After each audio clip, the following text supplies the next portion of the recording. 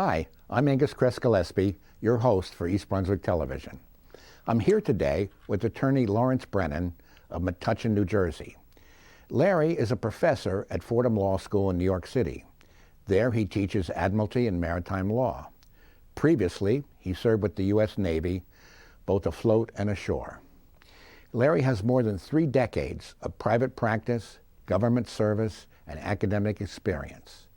Larry has lectured at the U.S. Navy War College, St. John's University, and the George Washington School of Law.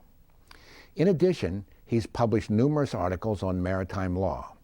He's appeared as a commentator on national television and radio, and he's extensively quoted in articles on maritime and naval issues. It's my pleasure to welcome him to our studio today.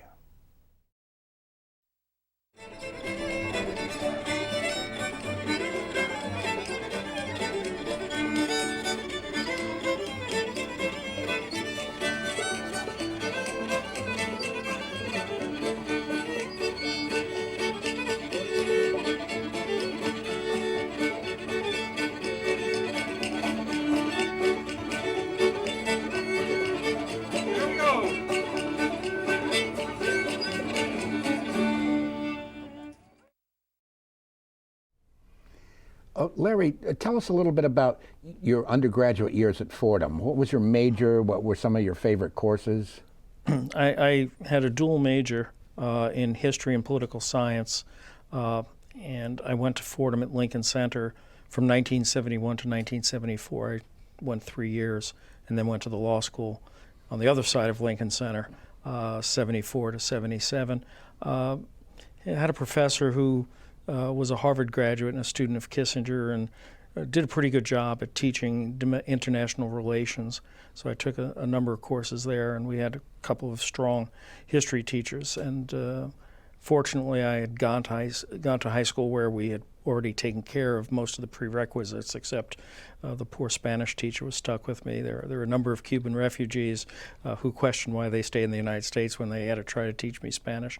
Just never got there well. So it was a lot of fun, and got to do a fair amount of my studying on the Staten Island ferry before the Saturday Night Live guys decided to buy it. But it was a fun trip back and forth. You always got a seat there. And then you went to Fordham Law School afterwards. You graduated in 1977. But what was it like graduating in tough economic times? You ask a brilliant question. I have a high school classmate who was a Harvard Business School graduate, and he said, you know, the way you really want to make money is to be born at the right time, and we weren't. And Dave and I both went into the Navy after school. Dave went to the Navy and then went to the business school afterwards on the GI Bill and wound up managing real estate investments for a major insurer. It was a time when the Daily News, I think, had quoted President Ford as saying, "Drop dead New York." And Governor Carey, whose son was at Fordham College when I was in the law school, basically saved New York City after Mayor Beam. It was really difficult times. So the advantage of having 4 years on active duty in the Navy is I got paid. You were on the USS Nimitz. Tell me a little bit about that experience. You were there for 3 years. A little over 2, not quite 3. Yeah. There were two important things that I remember. We left in September of 1979 for a short 6-7 month med cruise, supposed to be the last one that long. And the 3-star Airlant, commander of Naval Air Forces Atlantic, told us that he apologized. We would be there longer than anybody in the future. It would be shorter and better. He didn't know that the hostages would be taken. And in the beginning of November 1979, I got a really good deal thanks to a 2-star I worked for who was just selected for 3 stars, and his flag aide, a guy named Steve Kuntz, who written a couple of novels that became popular. And I got orders to go to a seminar in Garmisch, Germany.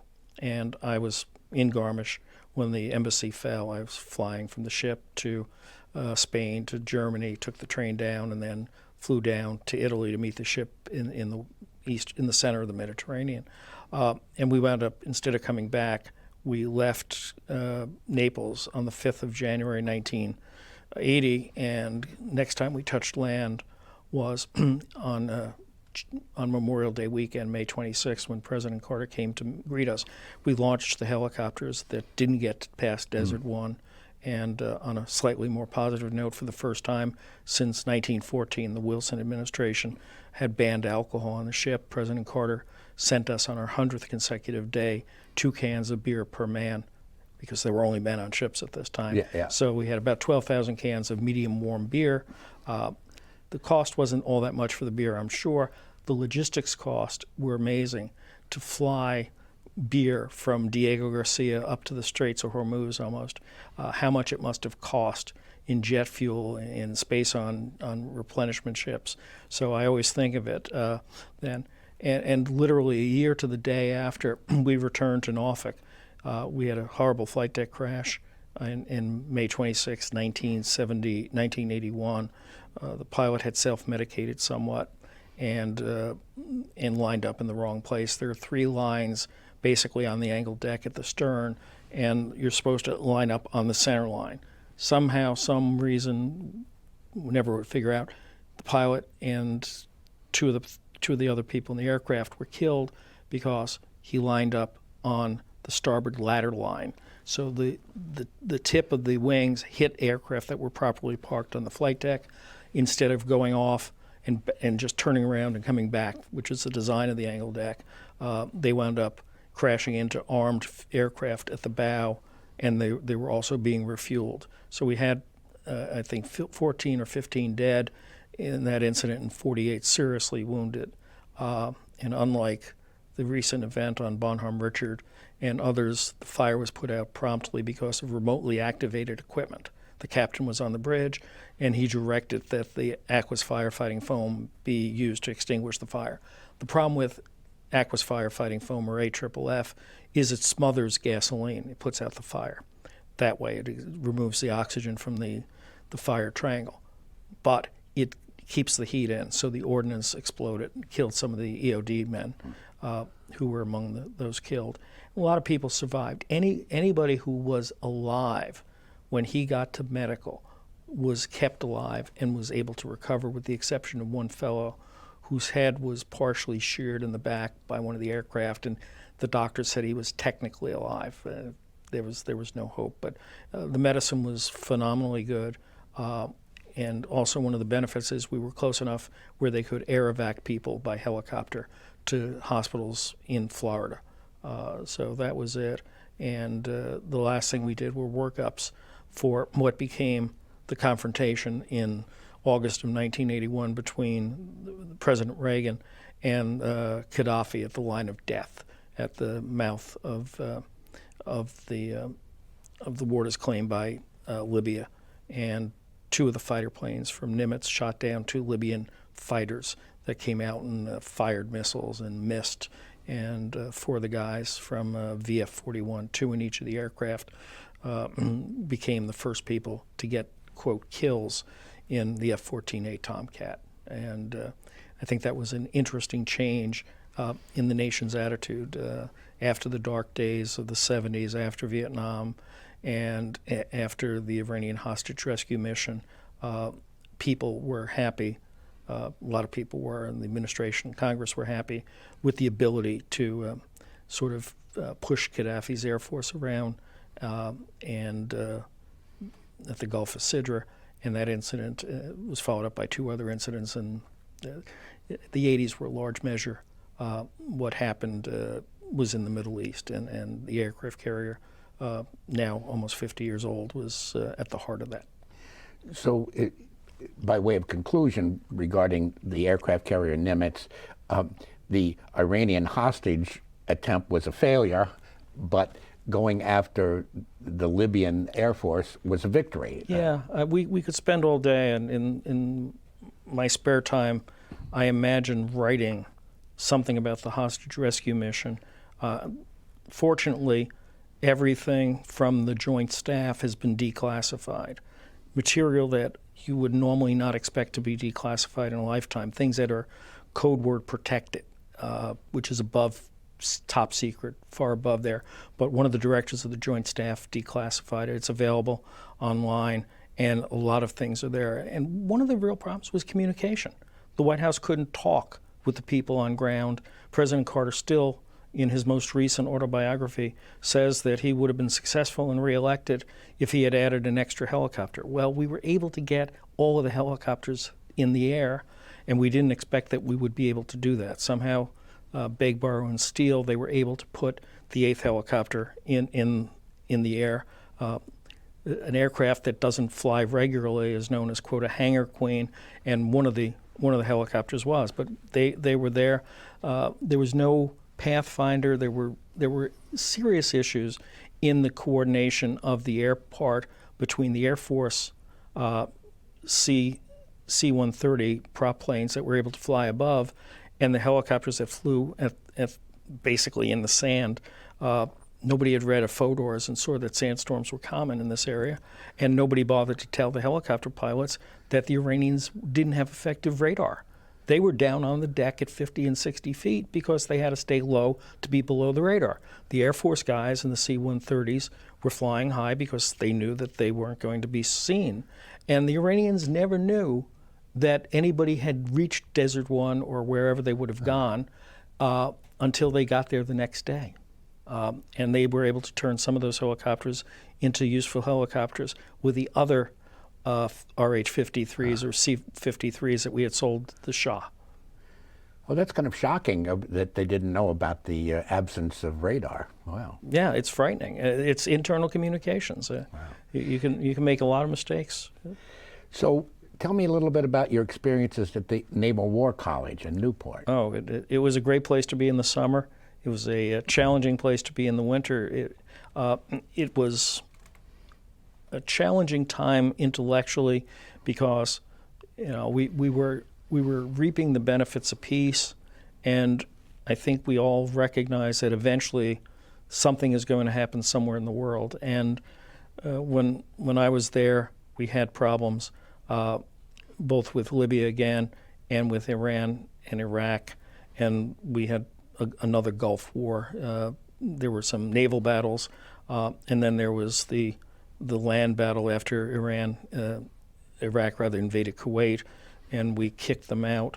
And one of the great adventures I had then was having time to do what I wanted to research, and I read the personal memoirs of both Grant and Sherman, particularly their discussion of meeting with President Lincoln at the end of the Civil War, just before the surrender, just around the time that Richmond fell. And Lincoln was very clear, according to Sherman, who was a particularly good author, and many people claim that Grant's autobiography is the best English autobiography written in English by an American. I guess that excludes Kissinger's. It seems to be written in English, but it has German style. But Kissinger recognized Grant as a great autobiography. In any event, those two autobiographies explain that Lincoln told Grant and Sherman to give generous or liberal terms to the Confederates on the condition that they promised to leave their arms and not start a rebellion or guerrilla warfare against the United States. And Grant did that, and when you read the terms, they're quite liberal for revolution. Nobody got strung up. Nobody got arrested. If they went home, they kept their horses. They may have kept their sidearms. I forget the exact details. And Sherman was negotiating similar, possibly even more generous terms with General Joe Johnston, who was his colleague from West Point. And unfortunately, that event, Sherman's negotiations, weren't concluded until after Lincoln was assassinated. And when he brought those terms back, the man who he came to hate viciously, Andrew Johnson, rejected them, and the Secretary of War, Stanton, luckily Sherman's brother was a senator, famous senator. Sherman Antitrust Act is not named for the general, but the senator. And he was told to go with Grant and come up with different and better terms. And Grant said, no, Sherman, you were with me when I had trouble, and I'm with you when you have trouble. You go take care of it, and this is what we're going to do.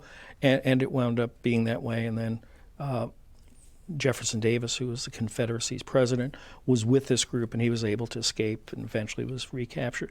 But importantly, to respond to your question, we learned the lesson of the need for the commander-in-chief or the president to speak directly and clearly to the people who are negotiating. We didn't do that after the first Gulf War. And they took the message in Iran that Hussein, he wasn't humiliated, he wasn't brought in, he wasn't told, he signed a document. He signed lots of documents and lots of agreements, none of which he intended to honor. And I would suggest that there should have been a ceremonial ending, and he should have been made to understand he came in last place in a war, and that may have saved the second war and all of the trouble. But the president, whatever group is leading a conflict, needs to give very clear instructions.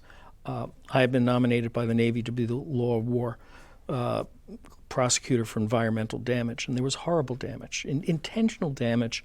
Not just the World War II type damage where tankers ruptured and leaked hundreds of thousands of tons of oil, but this was intentional leaking. And there was just no guts to try anybody, and it fell apart. And that, I think that should have been done. To change the subject, your experience prosecuting the commanding officer, executive officer of the USS Petrel. Yeah, it's always nice to make the front page of the Washington Post when you're a young lieutenant in the Navy, but somehow we had a ship in Charleston when I was there that had lifted a bunch of lobster pots. Not only did they lift... What was the Petrel, anyway? Oh, it's a submarine rescue ship. It's a World War II era large tug that was used to, with a device, diving bell that could rescue people and lift them from submarines up to a certain depth. But the captain said he wasn't there. The executive officer certainly was there. We had a picture of him with his hand in the trap, and the deck log of the ship read. So they were stealing lobsters. They were stealing lobster, but they took the buoys and the traps, which is what infuriated the lobster owner who filed and discovered a claim, and really infuriated everyone else. He said, I don't mind if they just took the lobster and put the traps back. He wouldn't have lost anything, but he lost his livelihood. Oh. So how many traps did they steal? 20, 30. And I had two of the large buoys, these orange-white things that look like an oversized basketball, and they were in the courtroom, and the members of the court, the jury, kept their eyes focused on them. And the executive officer, he pled guilty. We worked a deal out to protect him as much as you can. It's a career ender. The captain pled not guilty, said he was playing pinochle in the chief's mess and didn't know what was going on the ship, signed the deck log the next day or so that's hard to believe, and people were there. But there was some tension, something had happened. I don't think it's the first time anybody poached lobster from somebody's buoys and nets and traps. It's the first one that was reported, and that cost the Navy a lot of money. But it was a learning experience, and I was quite happy that the people in Charleston, as well as the Judge Advocate General of the Navy, didn't replace me with an older, more experienced captain. So what happened to the captain? Captain pled guilty. He was convicted, and at first he said... Oh yeah, he pled not guilty, didn't testify, and the members didn't believe that argument. And we had witnesses who said, no, he knew what was going on, he had to. And we told him, and he didn't respond like the scene in Casablanca where, oh, you're gambling here, you're gambling. And there was clear division in the room. He didn't have a protection of the pretrial agreement. If I remember, he was reduced. He's not reduced in rate, but rank, but he was loss of numbers, which is an ancient Navy thing where on the list of commanders, he was put to the bottom of the list in his group, surface or submarine line commanders, and then lost a couple hundred numbers, so people who had not already made it would be above him. Career terminated. He's not going to make captain, and there may have been a small fine or loss of money. It's unfortunate. What was it like working at the Pentagon in Arlington, Virginia? 5-sided wind tunnel. Say again? 5-sided wind tunnel. It really is. You've got to learn how to get to places and where it is, and that takes a while.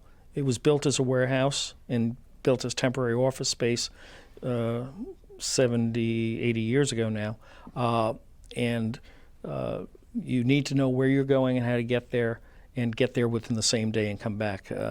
there are famous stories about people holding their hands out and say, "Lead me to where I belong." But a lot of the Navy wasn't there at the time. They were up the hill at Navy Annex, but the office of the Judge Advocate General, in which I worked, was there, Code 10, International Law. So we were fortunate. It's not my favorite place to work, but in the good weather, there is a place to go out and eat. There are enough resources, and you had access when you needed to be seen by the people who were making decisions. So we were there. And I think I had 2 tours there. Take the train down on a Thursday morning and come home on train on Sunday and do my 2 months of drills. So it was interesting. Oh, absolutely interesting. Sometimes too interesting, and sometimes, you have enough time to go out and have lunch and see the sun. And we talked about the failure of the hostage rescue effort. Are there other examples of failure that you investigated? Oh, absolutely. We've had a number of failures, and they're usually systemic failures, not operational failures. I've investigated lots of ship casualties, both private practice at the Department of Justice and the Navy. Why a ship runs aground, why a ship has a collision, why something goes wrong. The ugliest one, and arguably uglier even than the hostage rescue failure, was USS Vincennes, a missile cruiser, launched missiles that shot down an Iranian airplane, an Airbus. I remember that. Yeah, it was horrible. And it was arguably a systemic failure that the information about the altitude of the aircraft ascending or descending and the range closing or opening was confused. And the people who made the decision were overly anxious, defended the ship. There was no VID, visual identification, where a plane from one of the carriers nearby could have gotten in sight and seen that it was an American-built passenger plane, and not an Iranian warplane. But they either didn't have the time, didn't take the time, and authorized the launch of the missiles. The United States government apologized, paid compensation to the Iranian victims, their estates, and paid for the aircraft because Iran hadn't insured it.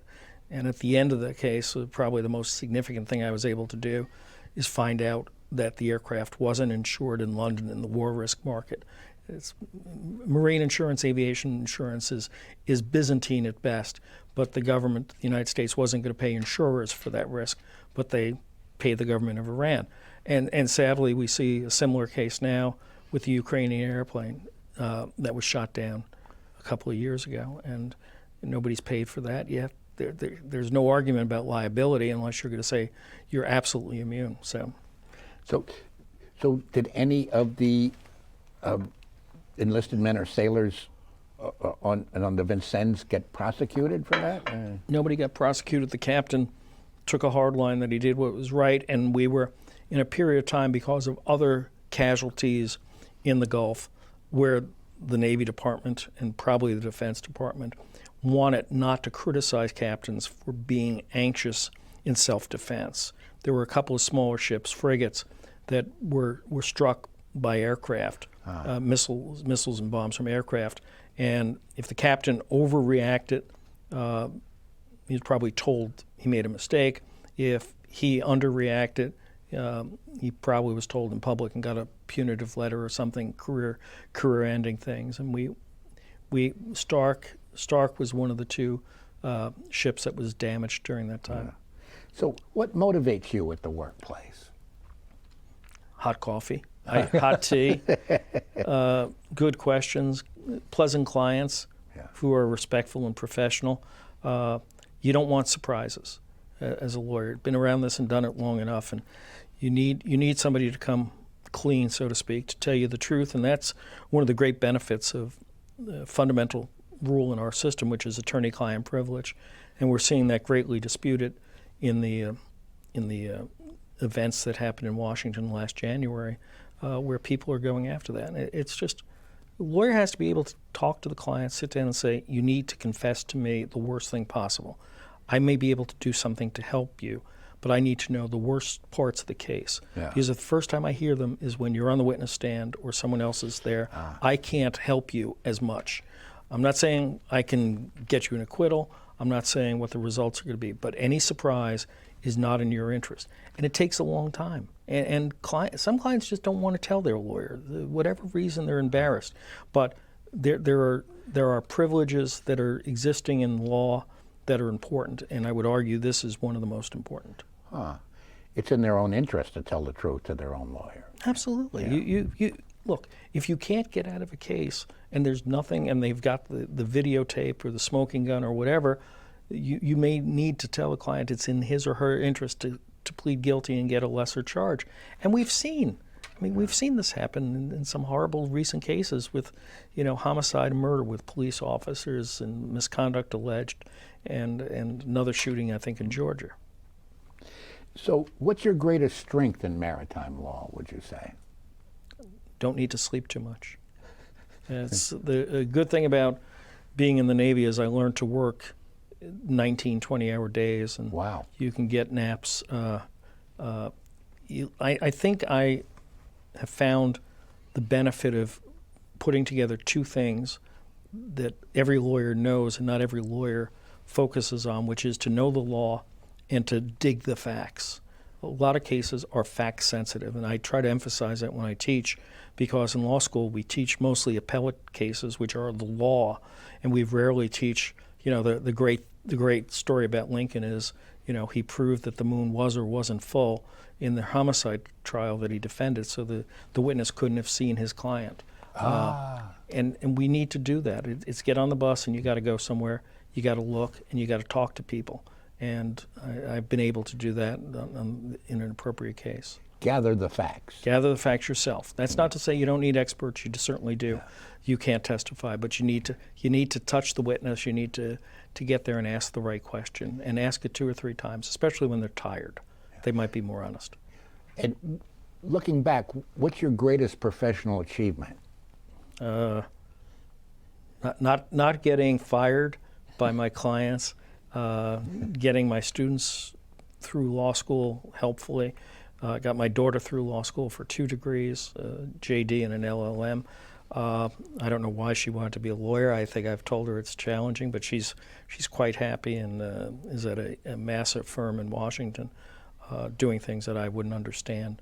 But no, it teaches you to look at things, and you can focus and usually see something that you say, you got to look at that. I don't always think I'm right. Not every case. You start a case and you can say at the beginning to the client, get your checkbook out. Tell us a little bit about your teaching at Fordham Law School. My good friend and professor Joe Sweeney asked me after Mary Kate took the course and was graduating if I'd teach the course with him. And Joe was far brighter than most people I've ever met. Went to the Boston Latin School, Harvard College, Columbia for his LLM, and Boston Law School. So he had done very well, and he taught, and I got to see the course for the first time since I was in law school. And then after a year or two, he and his wife decided they were going to retire, and I got the course on my own, and it's fun. I usually get somewhere between 10 and 15 law students, and the last couple of years have been challenges, as we all know, from doing it on Zoom. This year we did it in the classroom again, and a couple of days we did it on Zoom for different reasons. Your course is about maritime law. Oh, it's about maritime law. It's primarily civil law. We have a pretty good case book that I use at a god-awful price for the poor students. Well, Larry, I want to thank you for shining a light on what most of us don't know much about, the maritime law. There's a lot to be learned out there. Well, I appreciate it, and thank you for including me and inviting me, Angus. It's good to be here.